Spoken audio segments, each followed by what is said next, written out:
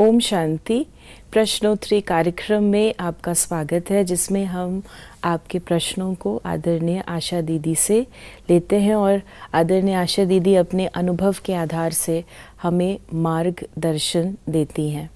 ओम शांति दीदी। ओम शांति। पिछली बार हमने आदरणीय भाई साहब के साथ पुरुषार्थ से संबंधित, वर्तमान समय से संबंधित चर्चा करी थी और प्रश्नों को लिया था। आज जो हमारे पास भिन्न भिन्न प्रश्न समय प्रति समय आए हैं, हम उन्हें भी लेंगे।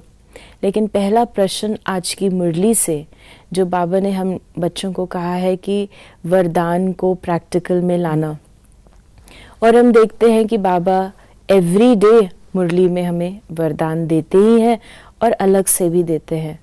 तो जो विधि बाबा ने बताई है कि उसको पहले स्मृति में लाओ समय के अनुसार और फिर उसको कार्य में लगाओ, लेकिन ये कितना प्रैक्टिकल है? अगर आप इसको स्टेप बाय स्टेप एक प्रैक्टिकल वे में बताएं कि ये वरदान हमारे जीवन में आ जाए, उसका एक, जैसे आप हमें एक ब्लूप्रिंट मैं अनुभव से बताऊं। ऐसे बाबा ने हम सब बच्चों को वरदान दिए। बाबा, जैसे आपने कहा, पर्सनली दिए हैं। तो जिस समय कोई परिस्थिति ऐसी आती है या कोई कार्य ऐसा होता है, मान लीजिए आपको ईश्वरीय विश्वविद्यालय को रिप्रेजेंट करना है और सारा विश्व आपको देख रहा है। उस समय दो बातें हो सकती हैं। आप कॉन्शियस हो सकते हैं और कॉन्फिडेंस लूज भी कर सकते हैं। आप घबरा भी सकते हैं कि सब लोग मुझे देख रहे हैं, मेरे से कुछ गलती ना हो जाए, कुछ ऐसा ना हो जाए। होता है। लेकिन जब आप मंच पर जाते हैं और आप अपने उस वरदान को याद करते हैं कि बच्ची, आप माइक हो, बोलने वाला बाबा है, ये बात याद आती है। तुम बच्चों को बाप प्रत्यक्ष करता है, लेकिन करने वाला तो मैं ही हूं, करन करावन हार हूं, याद आती है। तो आप निमित्त होकर के अपने पार्ट को प्ले करो। जब हमको ये बात स्मृति में आती है तो निर्भयता आती है और हम महसूस करते हैं कि प्यारे बाबा ने जैसे इस माइक को यूज़ किया, उसकी निशानी भी होती है। हम भूल जाते हैं कि क्या कहा था कभी। तो वो है जैसे कि बाबा बोल करके गया। कभी आपके सामने सिचुएशन ऐसी आ जाती है जिसमें आप लोग घबरा जाते हैं। बाबा कहता है, बच्ची तुम महावीरनी हो। बाबा ने महावीरनी का टाइटल दिया है, हिम्मतवान हो। वो अपनी हिम्मत जागृत हो जाती है। तुम उड़ने और उड़ाने वाली हो, बाबा ने वरदान दिया। तुम सदा उमंग उत्साह में रहने वाली हो, औरों को उमंग उत्साह में लाने वाली हो, तो तुम दिल शिकस्त कैसे हो सकती हो? तो बाबा के वे वरदान जब हम याद करते हैं तो कभी कभी हम अपने बड़ों की बातें भी याद करते हैं कि मेरी दादी ने मुझे क्या कहा, प्रकाशमणि दादी ने क्या कहा, दादी जानकी ने क्या मुझे कहा। जब उनको भी हम याद करते हैं तो हिम्मत आती है। तो वरदान को क्रियान्वित करना, प्रैक्टिकल में लाना, इसका साधन है। उसको उस समय आपको याद आना चाहिए, जिसका अर्थ होता है कि हम उन वरदानों की स्मृति से जो हमें मिलते रहते हैं, उन वरदानों की स्मृति से हम उस नशे में रहें, रूहानी नशे में रहें। जब रूहानी नशे में होंगे तो उस समय याद आएंगे। याद आना भी तो बड़ी बात है ना। वक्त पर कोई बात याद आए वो भी तो बड़ी बात है, लेकिन वक्त भी आपको सहयोग कब देगा? जब आपने किया हुआ होगा, नशे में रहे होंगे और उन वरदानों को समय पर समय देखा होगा। गुलजार दादी को जैसे बाबा ने अपना रथ बनाया और बाबा ने कहा कि बच्चे तुम्हारी वाणी बहुत सेवा करेगी। दादी को जब ये याद रहता था, बाबा तो बाबा है, बाबा तो बोल के जाता था, लेकिन दादी ने बाबा के दिए हुए उस वरदान को अपने लाइफ में जब अप्लाई किया, आप देखेंगे कि सबसे बढ़िया वाणी जो बिल्कुल बैलेंस्ड, जिसमें कोई भी शब्द ऐसा वैसा ना हो, वो वाणी गुलजार दादी की है। कि दादी ने उस वाणी का उपयोग किया।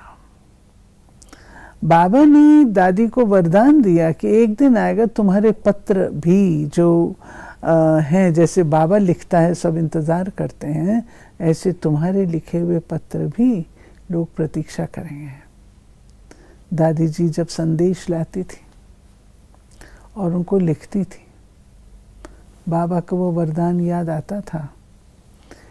दादी पत्र लिखते समय इतनी एकाग्रता से लिखती थी जो उनकी आंख भी इधर उधर नहीं होती थी। कौन आया कौन गया कुछ उनको नहीं। तो दादी ने उस वरदान को प्रॉपरली यूज किया। ऐसे हर एक को बाबा ने खूब वरदान दिए हैं।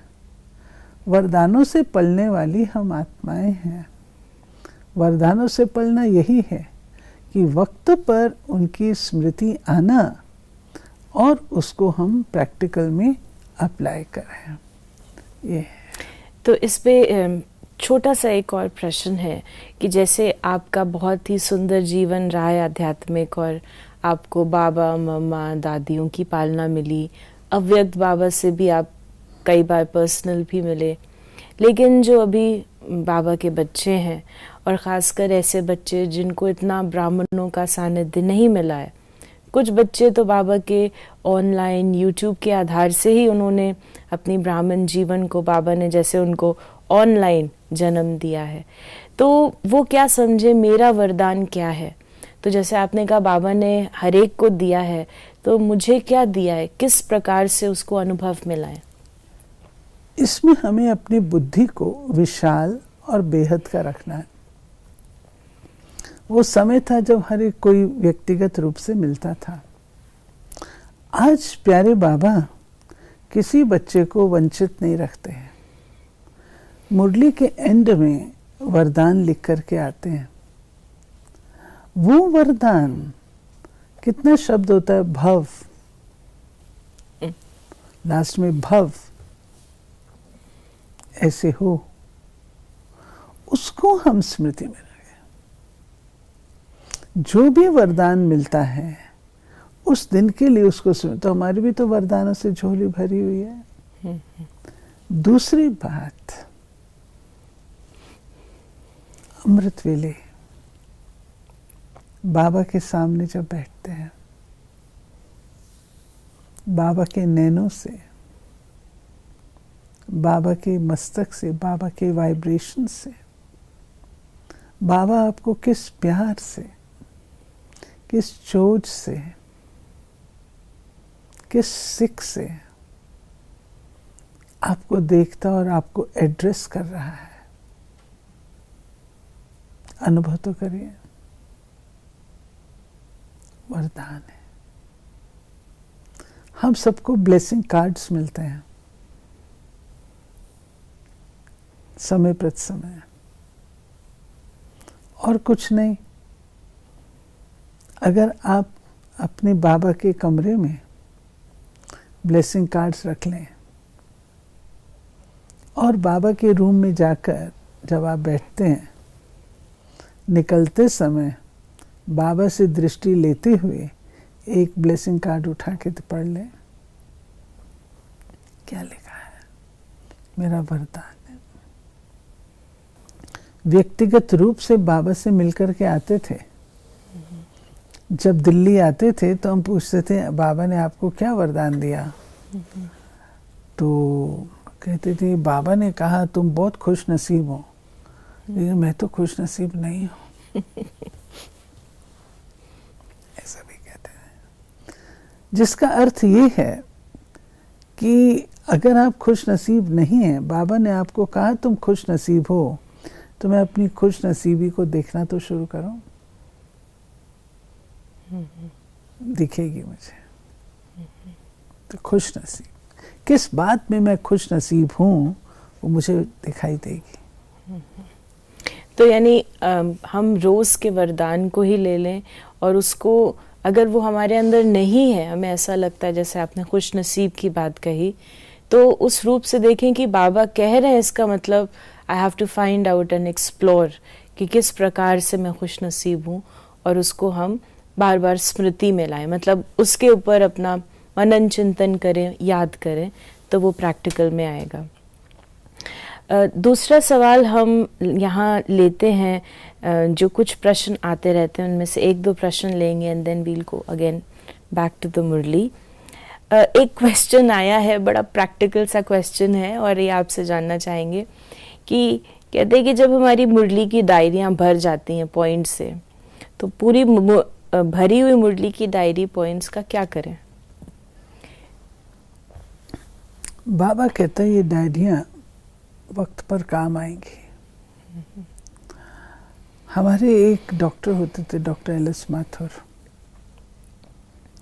तो वो ईयर बाय ईयर, जैसे कोई इंसाइक्लोपीडिया होता है, ईयर बाय ईयर उन्होंने एक साल की डायरी में एक पेज पर एक दिन की मुरली का पूरा सार, जो इम्पोर्टेंट पॉइंट्स वो लिख के रखते थे।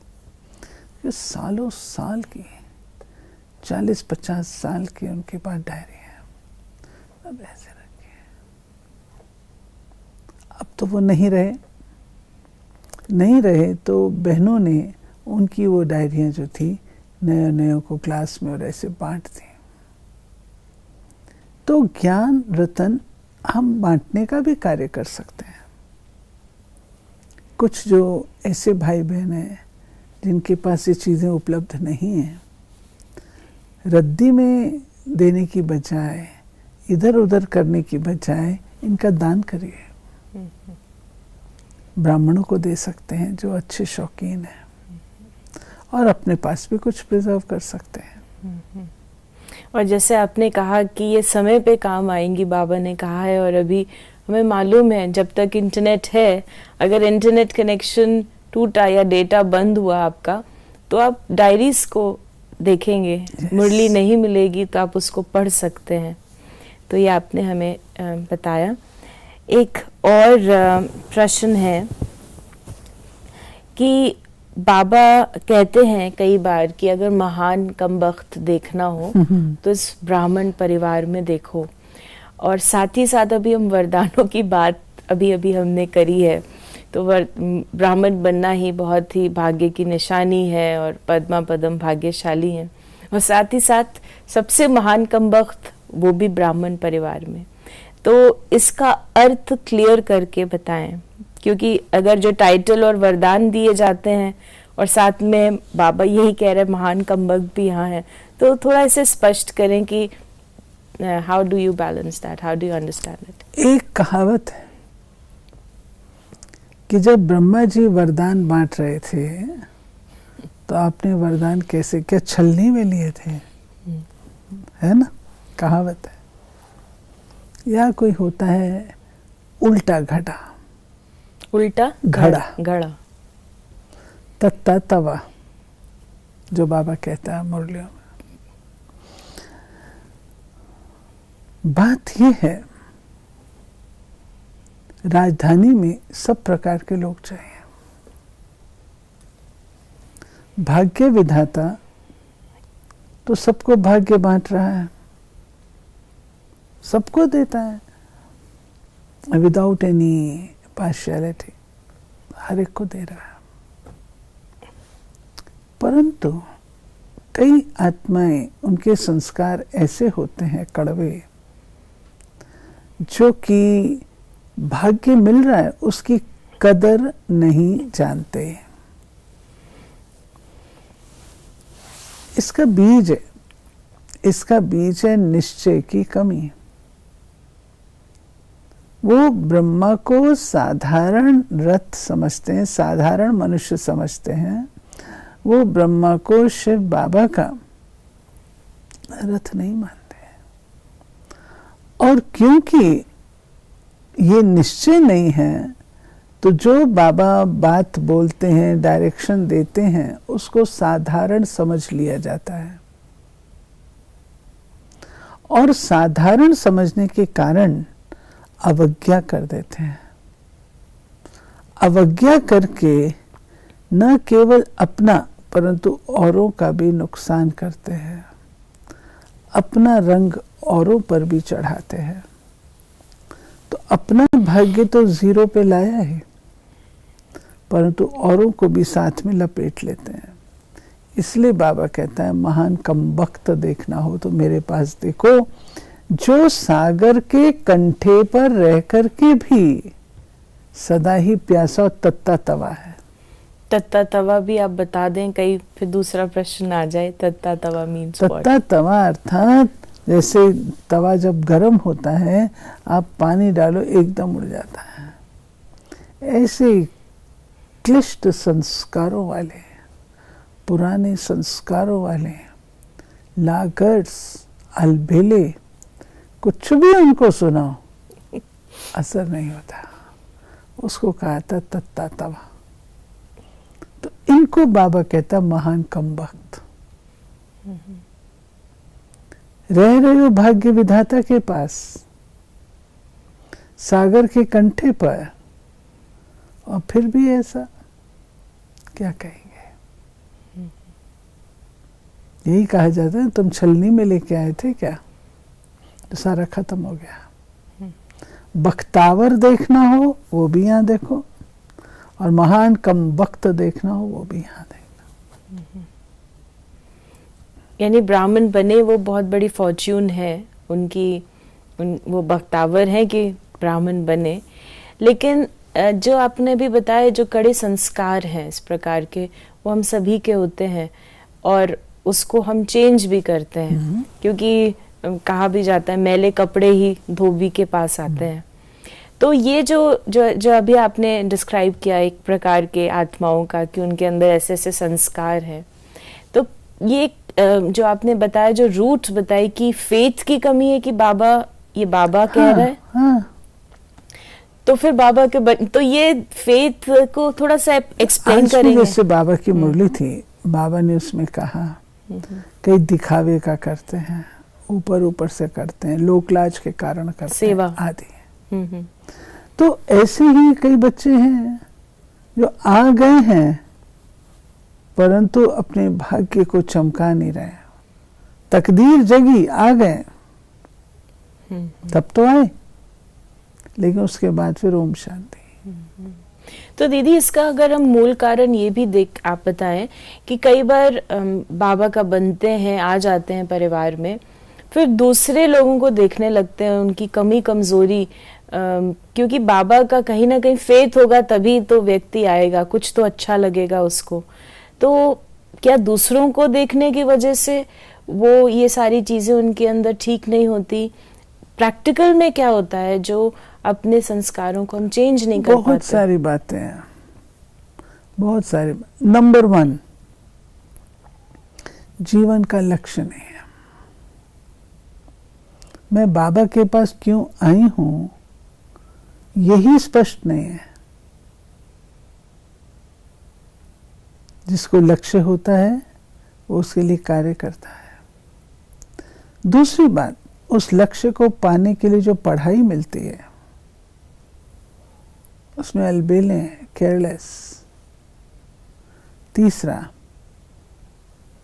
श्रीमत का पालन नहीं, मर्यादाओं का पालन नहीं। चौथा, बड़ों के समीप नहीं। बड़ों के समीप क्यों नहीं आते? क्या कारण है? What prevents you? बड़ों के करीब आने की शक्ति चाहिए ना।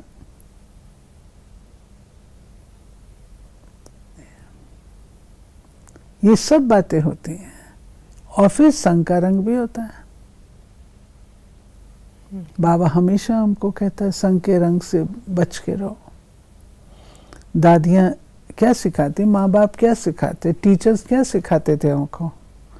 उसका संग करो जो तुम्हारे से होशियार है, ये कहते थे। हम किसका संग करते हैं? जब बाबा कहता है पर चिंतन पतन की जड़ है, पर चिंतन पतन की जड़ है, और हम पर दर्शन, पर चिंतन, पर मत पे चल रहे हैं, हमारी उन्नति कहाँ से होगी? श्रेष्ठ मत के लिए तो हम कहते हैं, वो तो कहता रहता है। तो इसका सिस्टर बहुत गुह्य गति है। अगर आप मन से, दिल से बाबा की श्रीमत को यूं कह देते हैं, बाबा तो कहता रहता है, रोज मुरली में आता है, 40 साल से कह रहा है, 80 साल से कह रहा है। आपने क्या समझा? ये भी कहते हैं अभी तक तो विनाश हुआ नहीं, कई तो ऐसे भी कहते हैं। ये भगवान की इंसल्ट करना है। भगवान की इंसल्ट कोई वैसे नहीं कर सकता, ऐसे बोल के भगवान की इंसल्ट। हे भगवान, देख ली तुम्हारी भी कारीगरी, कितना बना लिया तुमने। बहुत गुह्य गति है। इसलिए बाबा से सदा सच्चा, साफ, वफादार, ईमानदार, आज्ञाकारी होके चलना। यानी ये जो आपने बातें बताई हैं, अगर हम इन पे अटेंशन रखेंगे तो फिर अपनी फॉर्च्यून को, अपने लक को बढ़ाते जाएंगे। नहीं तो जो पूछा था कि इस प्रकार से वो कमबख्त बन जाते हैं ब्राह्मण परिवार में भी। एक और प्रश्न आपसे पूछेंगे कि कई बार जो बाबा मुरलियों में कहते हैं कि 2 पत्ते निकलते हैं, श्री राधे और श्री कृष्ण 2 पत्ते हैं। तो ये प्रश्न आया था, I'll just take this question। ये अगरतला से क्वेश्चन है कि जो 2 पत्ते निकलते हैं तो इसका आध्यात्मिक रहस्य क्या है कि मनुष्य को जन्म दे रहा क्या है, क्योंकि शायद ये नहीं समझते होंगे। तो 2 पत्ते जो बाबा कहता है, किस प्रकार से वो 2 पत्ते की जो बात है उसको आप? बाबा बीज रूप है और सृष्टि का रचयिता है। वैसे भी आप देखिए, कोई बीज डालते तो पहले पहले 2 पत्ते आते हैं। तो ये विशाल सृष्टि रूपी कल्प वृक्ष की शुरुआत की बात है। श्री कृष्ण और राधे ये 2 पत्ते हैं जो फिर आगे फिर बढ़ते जाते हैं। श्री लक्ष्मी से नारायण बनते हैं, और ऐसे नहीं उस समय 2 ही आएंगे, लेकिन फर्स्ट रचना उसका गायन है। ऐसे नहीं 2 ही जने होंगे सारे सृष्टि पर, ये भाव नहीं है। परंतु उस समय और भी होंगे, लेकिन महत्व तो 2 का ही कहा जाएगा। यानी जो फर्स्ट नई दैवी रचना, जो बाबा कहता है पवित्र जन्म है, ये फर्स्ट और सेकंड, ये 2 आत्माएं, कृष्ण से इससे शुरुआत। लेकिन अन्य आत्माएं सभी उस समय रहेंगी, जैसे बाबा ने मुरलियों में भी कहा। हाँ, बहुत होंगी, तो खाली थोड़ी होगी सृष्टि। तो ये चीज इस हिसाब से। एक और प्रश्न ये है, क्वेश्चन ये आया हुआ है कि कई बार बाबा कहते हैं कि जिन्होंने 84 जन्म लेंगे वही बीके बनेंगे, जिन्होंने 84 जन्म लिए होंगे वही ज्ञान सुनेंगे और वही बीके बनेंगे। तो अगर 84 जन्म नहीं लिए हैं तो क्या उनको पूरा बीके नहीं कहेंगे? क्योंकि वो तो थोड़े से ही लोग हैं 84 वाले भी। इनको पता है इन्होंने लिए या नहीं लिए। तो ये ऐसा ही समझे कि मैंने 84 जन्म लिए हैं। इसीलिए मेरे दिमाग में एक क्वेश्चन आया। तो 84 जन्म वाली आत्मा है, अपना अधिकार प्राप्त करने की चिंता ज़्यादा करे। 84 है, 85 है, 83 है, इसकी डिटेल में ना जाए। ये जो मैं ही वो होवनहार आत्मा हूँ जो बाबा का वारिस बच्चा हूँ, ऐसा समझे। जैसे अभी आपने कहा 84 है, 85 है, 83 है, इस पे भी कई बार प्रश्न आते हैं कि वो जन्म जो ब्राह्मणों ने शरीर छोड़ा, बीकेज ने जो छोड़ते हैं, देखिए तो उनका कौन सा जन्म था, लास्ट तो नहीं हुआ। ऐसा है, ये जब बाबा कहता है तो अप्रॉक्सीमेट एवरेज कहता है, तो अप्रॉक्सीमेट और एवरेज के 84 है। कोई का रोल ऐसा है तो एक आधा एक्स्ट्रा या एक आध कम हो सकता है, ट्रांसफॉर्मेशन पीरियड भी तो है ना, तो उसके इतना हमको नहीं सोचना चाहिए। जो बाबा ने बेहद के रूप से, विशाल रूप से समझाया, उस बात पर ही अटेंशन रखना चाहिए। तो अगर हम इसको एक स्पिरिचुअल पुरुषार्थ के हिसाब से देखें कि बाबा जो कह रहे हैं 84 जन्म, यानी हम सूर्यवंशी के संस्कार धारण करें और उस हिसाब से अपने को लें, क्योंकि बाबा चंद्रवंशियों की भी तो बात नहीं करते, उन्होंने भी तो 84 जन्म नहीं लिए। थोड़ी करेंगे पास विद ऑनर्स की करेंगे। तो हम अपने को वो लक्ष्य हमारा क्लियर हो कि हम सूर्यवंशी हैं, हमने 84 जन्म लिए, और इसीलिए बाबा कहते हैं मैं प्रजा योग की बात नहीं करता, मैं राजयोग सिखा रहा हूँ। इसलिए बाबा हमको ये बतला रहे हैं और हम उस पर फोकस करें, क्योंकि कई बार ऐसे प्रश्नों में चले जाते हैं कि जिन्होंने शरीर छोड़ा यानी उनका आखिरी जन्म नहीं था, यानी ये बाबा ने कहा मेरा आखिरी जन्म है तो ये मेरा आखिरी नहीं है। तो इस प्रकार से भी कई बार हम अपने पुरुषार्थ को कम कर लेते हैं। एवरेज 84 उसका ही ध्यान पे रखना, और ये मेरा अंतिम जन्म है, अगर मुझे जो पुरुषार्थ करना है इसी जन्म में करना है। तो आज के लिए हम इतने ही प्रश्न लेंगे, लेकिन इस वीक के लिए अगर आप कोई पुरुषार्थ की प्रेरणा हम सभी को दें तो बहुत अच्छा। आज की मुरली से ये कहूँगी, जो आपको वरदान मिले हैं उनको लिखें, और जो रोज की मुरली में वरदान आता है उसको इम्प्लीमेंट करें। तो ये थे आज जो आप सबके प्रश्न, उनको हमने आदरणीय दीदी के द्वारा, दीदी के माध्यम से अपने पुरुषार्थ को कैसे हम आगे बढ़ाएं ये भी जाना। आशा करते हैं कि आप इनको इम्प्लीमेंट करेंगे प्रैक्टिकल लाइफ में। और अगर आपके मन में कोई भी प्रश्न आता है ज्ञान, योग या धारणा से संबंधित, तो आप उसे SMS करें या WhatsApp करें 8826599309 पर। ओम शांति।